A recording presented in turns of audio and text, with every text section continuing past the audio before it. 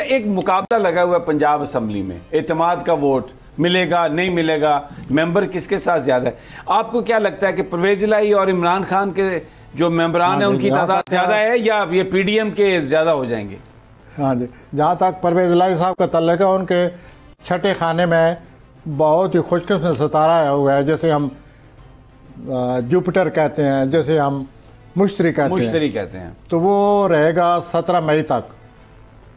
अच्छा, तो उस प्लैनेट को मद्देनजर रखते हुए मुझे ऐसा बज़ाहिर जो कोई सूरत हाल बनी पड़ी है, उनकी पोजीशन मजबूत है परवेज इलाही साहब की, टेंशन है। अच्छा, आपने कहा 17 मई तक, उसके बाद फिर ये जुपिटर निकल जाएगा? नहीं, उसके बाद जुपिटर एक और घर में चले जाएगा, तो फिर उस घर के मुताबिक हर आदमी के हालात मुतासर होंगे, अच्छे होंगे या बुरे होंगे।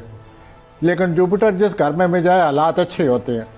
तो एक 17 मई के बाद जुपिटर जो है वो टॉरस में चला जाएगा, सौर में।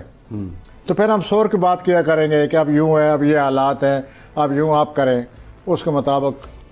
और मई में तो उनको कोई बहुत बड़ी खुशकिस्मती आने वाली है जो सौर हजरात है। अच्छा। और ये जो हमल हैं, एरीज हैं, इनको अप्रैल में बहुत बड़ी खुशी आने वाली है। अच्छा, हाँ जी, आप और मैं तो खुश रहते हैं हमेशा।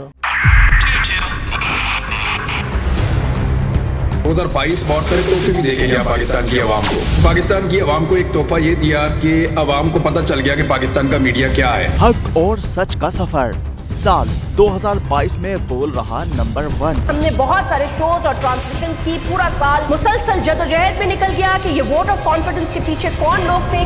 तोड़े रेटिंग के सभी रिकॉर्ड। सोशल मीडिया पर भी सबसे ज्यादा तेजी से 2.4 बिलियन व्यूज का संगे मील अबूर किया। एंकर्स को भी आवाम में सबसे ज्यादा मकबूलियत मिली और सोशल मीडिया पर भी बोल रहा सब पर भारी। सब्सक्राइब करें और बेल दबाएं ताकि कोई खबर रह न जाए।